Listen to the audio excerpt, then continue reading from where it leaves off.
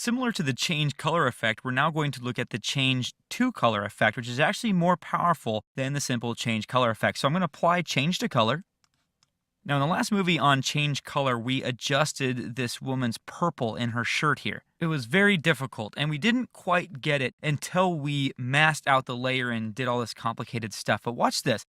Now over here in the effect controls panel, we have the color that we're going to change from, just like change color, but we also have a specific color that we're going to change it to. So I'm going to click the eyedropper on the purple, and it kind of turns this weird red for some reason.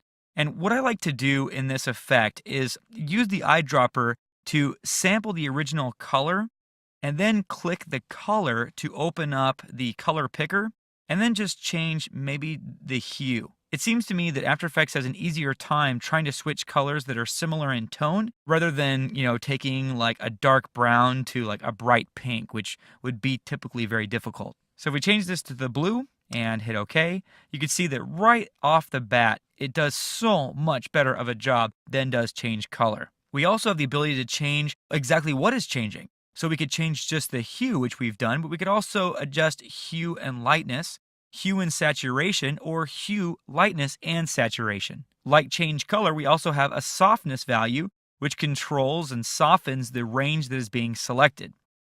Unlike change color, instead of having like one matching tolerance like change color does, tolerance here consists of three parts: hue, lightness, and saturation. Now to get a feel for really what's going on here, I'm going to click on View Correction Matte. In change color, we got there from going to a drop-down list, but here all you have to do is just check this box here.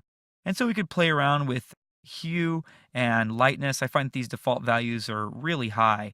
So if we take them down quite a bit, then we start getting rid of the extras. And you remember in the change color movie last, we actually had to go in and mask out this area and put it on a separate layer. But it looks like we might be able to get away without having to do that this time. Now, if I take down the softness, we get a lot of extra pixels in here. So it's kind of a trade-off. So let's take off View Correction Matte and see the original. And let's actually just change this to hue. We just want to change the hue. And we're missing some of the blue in here. We see a lot of the purple coming through. And I think that we're going to start seeing some speckles of that in the shirt right here. But overall, this is a kind of interesting effect as we change color here. Similar to change color and change to color, a little bit later on in this chapter, we'll be looking at an effect called leave color, which attempts to choose one color to pop and then make everything else grayscale. But again, that's a little bit later in this chapter, so if you'd like to go there, go ahead and click on that movie now.